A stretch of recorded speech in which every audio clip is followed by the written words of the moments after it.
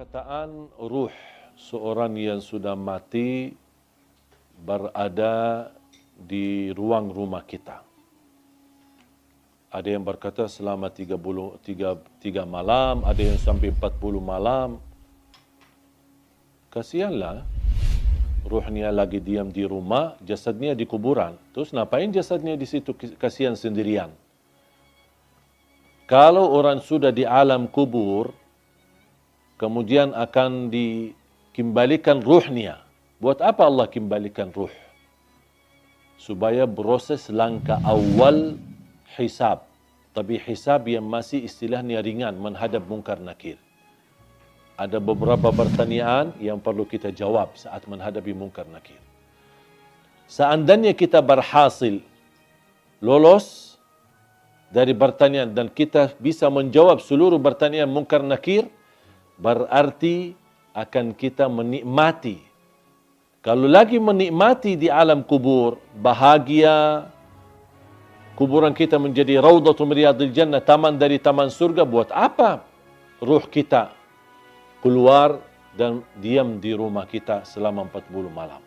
Sebaliknya, kalau kita tidak lolos untuk menjawab pertanyaan mungkar nakir, berarti kita akan menghadapi kesiksaan yang amat pedih di dalam kubur. Dan tidak mungkin orang itu saat disiksa masih nyawanya bisa jalan-jalan kemana-mana, termasuk mampir ke rumah dan diam di rumah selama 40 malam. Itu semuanya hanya diperkirakan atau perkataan orang, tapi tidak ada dalil pun di dalam Quran atau hadis ruh kita akan diam di rumah kita selama sekian malam.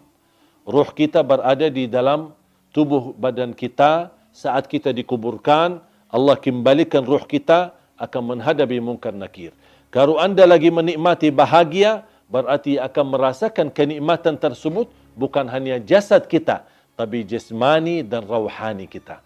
Kalau ruh kita terpisah dan dia diam di rumah untuk melihat kondisi dan keadaan di rumahnya, bagaimana keluarganya. Terus kalau ada di antara keluarga, ketika ada ruh seorang meninggal, dia masuk ke rumahnya.